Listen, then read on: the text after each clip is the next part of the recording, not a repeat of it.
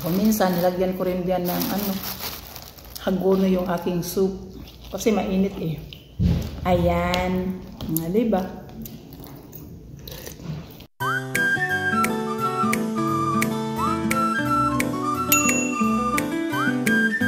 Nice, man.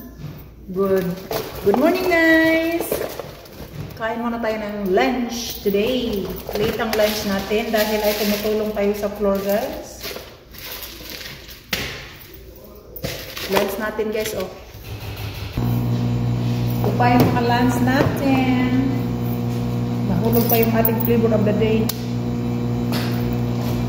Yan, meron tayong tubig. Meron tayong cream cheese. Yogurt, of course, yogurt. Meron tayong dahon ng hagonoy. Ayan, yung dahon ng hagonoy natin, guys. At saka meron tayong beef, yung lunch meat. Ano to? Pastrami. Ayan. Of course, lemon. Nagdala tayo ng lemon ng ating soup. Of course, ang noodle natin po ay mainit. Ngayon. Kakain tayo ng mainit dahil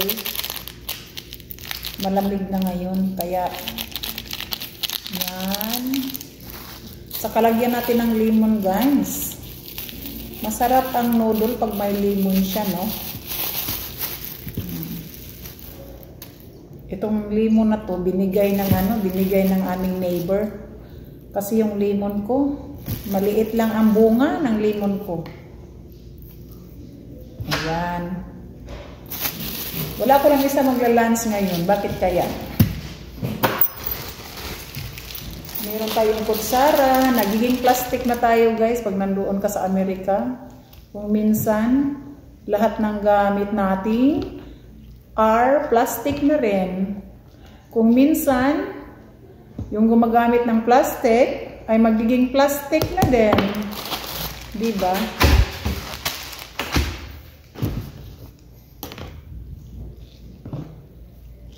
Kimchi flavor ito, guys, ha? Kimchi flavor. Meron pa tayong pickles. Yung pickles natin na ginagawa natin, guys, meron pa rin.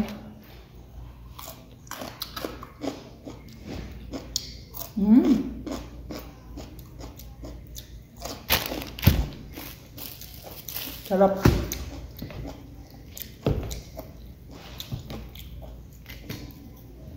So, meron tayong yung natin, pastrami. Ang ginagawa ko dito sa pastrami, guys, ganito. Ilagay ko yan dyan. Tapos, magkuha ako ng spinach. Hagonoy ito, guys, hagonoy. Spinach sa Amerika, pero hagonoy sa Pilipinas. Ira-wrap ko ng ganito. Ayun, nagiging wrap siya, no? Ito, guys, kakainin ko ng ganyan.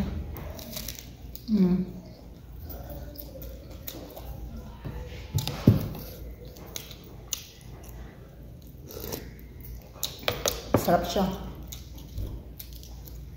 Ganito, guys, oh.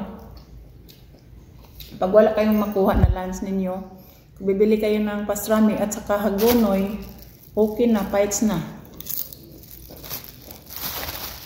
Ito ang ginagawa ko, guys, sa easy lunch ko. Pag mag-easy lunch ako,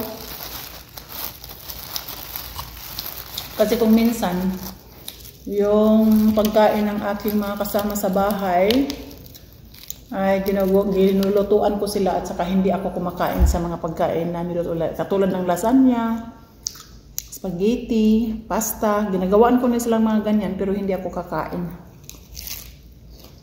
Ito ang kinakain ko, guys. Brownies.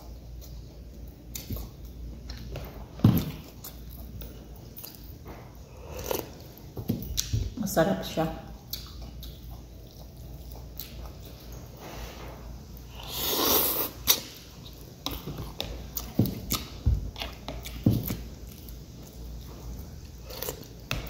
Kung minsan, nilagyan ko rin diyan ng hagono yung aking soup. Kasi mainit eh. Ayan. Diba? Thank you guys. Happy Thursday. Busy ang inyong lula ngayon. Bye-bye guys.